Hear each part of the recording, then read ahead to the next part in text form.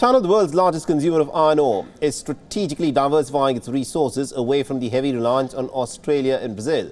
The recent investments in African iron ore projects signal China's ambitious efforts to secure its supply chain and also to reduce vulnerability. Now, in search of iron ore, the primary raw material for making steel, Algeria is now becoming China's latest destination in Africa. In the middle of the Sahara Desert, Chinese workers are braving the intense heat as they are building a 575-kilometer railway line.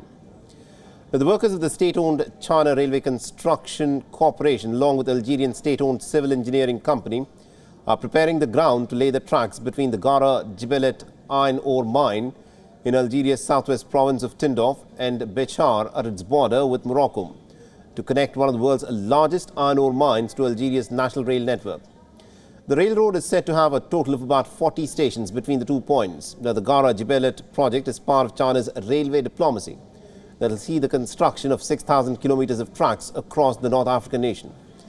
It's also part of the 19 cooperation deals that are worth about $36 billion that the Algerian President Abdel Majid and the Chinese President Xi Jinping signed in Beijing in July last year.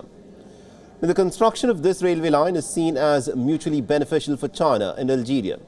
Beijing hopes that the supply from the Gara Jibelet mine, which has reserves of about 3.5 billion tons, will help diversify its sources. Meanwhile, Algiers is counting on the iron ore resources to diversify its economy as they are seeking to reduce its dependence on its oil and gas industries for export revenue. Now, according to reports, the railway project comes in the backdrop of China being Algeria's biggest source of imports at 17% in 2022, while also pushing France to the second position, who now has a share of about 10% in the Algerian market.